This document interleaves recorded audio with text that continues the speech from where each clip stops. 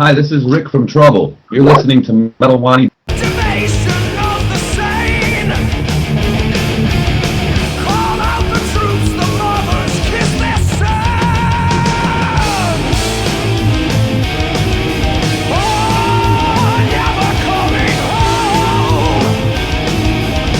Hey guys, this is Achintya Venkatesh from MetalWani.com, and today we're interviewing one of the most legendary musicians of heavy music and the guitarist of one of the cornerstone band of doom metal, Trouble's Rick Wartell. Greetings, Rick, and welcome to MetalWani. How are you doing today? I'm doing great. It's great to be here. Thank you very much. Oh, the honor is completely ours. So Trouble released the Distortion Field earlier this year, which I think was a fantastic album. What exactly does the name of the album mean? Well, I think we believe that if you're standing in front of the Trouble amplifiers when we're playing on stage, you're surrounded in a distortion field. So to me, the title kind of represents the tones of the guitars when you're standing in front of them. Absolutely, the Trouble guitar tone is very heavy and something that even James Hetfield and Kirk Hammett came to check out back in the day in the 80s backstage at one of your 80s shows. I mean, that's what the rumor goes like. So I'll go on to my next question. You know how rumors are. So from a personal perspective, I think the Distortion Field sits somewhere between the traditional doom metal of your early career and the psychedelic and stoner experimentation of the band's later era. Would you agree with this? I would agree with that to a point. When I think about that, we do have a lot of doom in us when we write, and we do have a lot of psychedelia in it when we write. It's just a natural progression that the band is going through. We don't particularly try to write a certain way. It's a process that when we're writing music, if we hear something that we like, we'll work on that particular riff or tone or something. And I think there's a little bit of both, still. And this is how it's coming out at this point in our careers. So yeah, I would agree. There's it's a cross between both at this time now. Yeah, absolutely. I mean, the feel of the songs is very organic in itself, so it has a very jammy feel to it. So which brings me to my next question. Some of the songs have a very fun and jammy feel to them, giving off an almost stoner rock vibe. Did any of the newer stoner or doom bands have any influence in the stylistic shift to a more upbeat type of music after Run to the Light or even on the latest album perhaps? No, I don't think we take influences from anyone at this point. Like I said, when Bruce and I are writing songs, we'll just like turn a tape recorder on basically and start jamming. And then if we hear something really cool, we'll say, wow, let's keep that. It's just a matter of what riffs come out of us, from within. I don't basically think that there's influences that affect us are probably still the early influences that we were listening to 20 years ago at this time as well. Yeah, I think that definitely shows. I mean, the Trouble sound is wholly original for the most part. So, Kyle Thomas' vocals have brought in this very refreshing dynamic to the band. While we all know that he played a few live gigs with the band in the 90s, what specifically compelled the band to choose him as the full-time vocalist? Well, actually, in the 90s, I think we really would have liked to use him as the full-time vocalist at that time, but I think the band in general just needed a nice long break, and we were pretty tired of touring and doing what we were doing at that particular time. So when we did decide to get back together, Eric was available, and we thought, let's give this a whirl again and see what happens. But you're absolutely right. Kyle he breathes in, a breath of fresh air into the band. He's got a lot of energy. He's got charisma. He's a phenomenal singer. It's a pleasure working with him. Absolutely, and I think his background and other stoner doom projects such as Jones Lounge and Alabama Thunder Pussy also help him do his thing in Trouble as well. Wouldn't you say that? I would agree. I think it helped him, hone his style and progress his style and basically find his style over the years. And he's become a master at it. And I think what he did on the Trouble album, I couldn't have asked for something better, really, or Bruce either, for that matter. We've talked about it, and it's, he's delivered, more than we expected. So yeah, in this sense, he has come a long way. He's a true professional and one of the best singers I've heard. Absolutely. So, speaking about the themes of the album, I think the themes in the latest album are more socially relevant and moreover more personal than ever before, as compared to, say, some of the more Christian and the more abstract themes employed by the band in the past. Did Eric Wagner's departure also change the thematic direction of the band? And did you and Bruce contribute to the lyrics in any way across the band's career? Well, I think when Eric left, he was writing, 90% of the lyrics at that time. So I would have to say yes. It's a departure for us regarding lyrical content, with Kyle coming in and writing about his own personal experiences now. But he also, understands trouble and knows what the band is about. So he was able to use his personal experiences to describe in his lyrics, as a trouble member. Yeah, absolutely. And as far as Kyle, I think Kyle wrote pretty much everything on the record except for, I think Bruce wrote some lyrics on one song, and I think that's it. But everything else is Kyle, yeah. Also, speaking of member departures, what is the band's relationship with former members like Eric, Jeff, and perhaps Ron as well?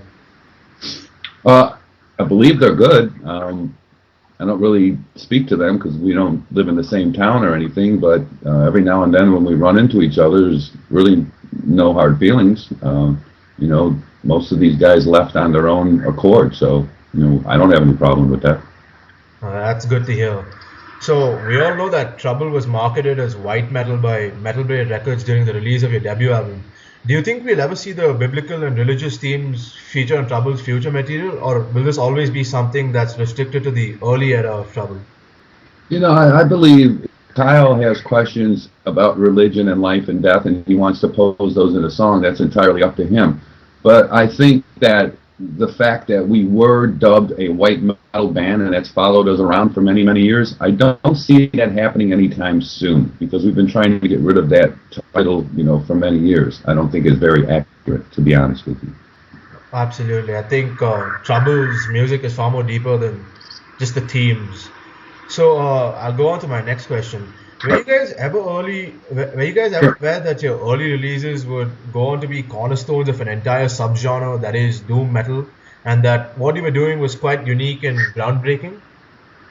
Well, no, I don't think we realized that at the time, and I certainly don't think that's the case now. I think bands that broke this ground were the bands that inspired us, like Black Sabbath and Deep Purple, Uriah Heep, Lucifer's Friend. There was plenty of bands doing this already.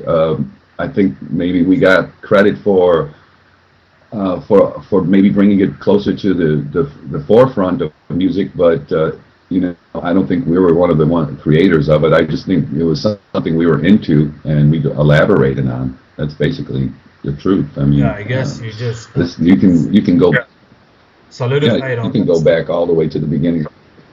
Absolutely. Yeah, so it's always been there. So I hear that Life Edling of Candlemas was one of the driving forces behind getting the band to reform. I know you guys were never really split up, and he also consequently got you to shoot your live DVD in Stockholm in Sweden. Could you briefly elaborate about the same? Yeah, I think Leaf had a lot to do with us reforming and doing the Simple Mind Condition album.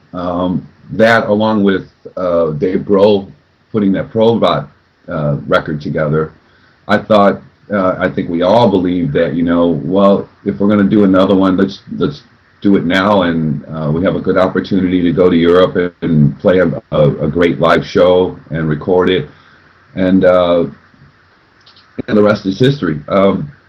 Leaf had a lot to do with it. He was very persistent. He wouldn't leave us alone. And yeah, Dave Grohl also cites the early records of Trouble as one of his primary musical influences, so that really doesn't come as a surprise. So I'd like to ask you, what's going on with your he's a metalhead. Oh yeah, absolutely. Okay, yeah, so I'd like to go on to my next question. What's going on with your other stoner metal project, titled Wet Animal, which also had former Trouble bassist Ron Holzner for a while.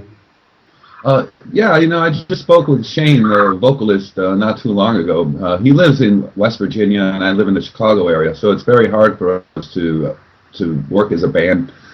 But now that the Trouble Distortion Field record is gone, and we do have the songs written for a new Wet Animal album, I think that in the springtime we may start recording that as well. So it's been on the shelf, but it's still a band, and we still want to do some stuff.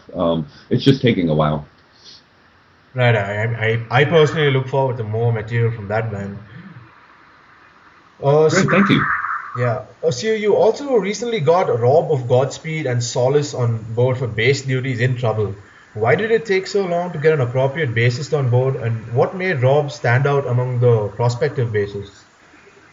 Well, I knew Rob for several years now, and the plan was to have him come in and do the bass for Trouble, a couple of years ago, but we were in the middle of recording. And we wanted to wait until the recording was finished before we made a decision, because we only had basically two guys were nominated to audition for the band. And, we didn't want to stop and teach someone all the songs at that point, because we were right in the middle of recording Distortion Field. So we thought it'd be better to wait until the recording was completed, and then we did our auditions. And Rob is, if you know him, you love him, because he's one of the nicest guys you're ever going to meet. He's a true professional. He's not a complainer. He learns his role. He learns his parts, and he does a great job. Plus he has the pedigree. He's been in bands. He's toured. He's done all of this before. So it wasn't like we're just finding some guy in the street. He's a great addition to Trouble, and I think he completes the package. I think we're going to be with this lineup for many years. That's great to hear. So, does the band have any say in the geographic reach of your touring legs, or does it depend solely on offers from promoters? What are the prospects of a band playing in a country like India, given this side of the world is somewhat unexplored for Trouble? Yeah, we've discussed these possibilities, and the truth of the matter is, most of us have businesses and jobs and family responsibilities at this age. We have to pick and choose, when and where we go for touring, very carefully, because, it's limited. It's very hard to go on long, extensive tours, when you have a daughter or, grandchildren or whatever the case may be, or, several children. We're family men mostly, so it's hard to go away for a long time. So what we like to do is just, pick a few weeks here, a few weeks there, and that's it for the year, basically. But if a great opportunity came up for us to go to India, we would love to go. Well, that's cool to hear, because there are a bunch of a good number of fans of Trouble in India. So at least there's some hope. So well, you never know. Maybe one day we'll. Yeah, absolutely. I'd love that. So, what does the future hold for Trouble? More touring and more heavy music, or will you guys put out material at your own paces? Well, Trouble has always put the material out at our own pace. We're really in no hurry ever. I guess that's why we're a doom band.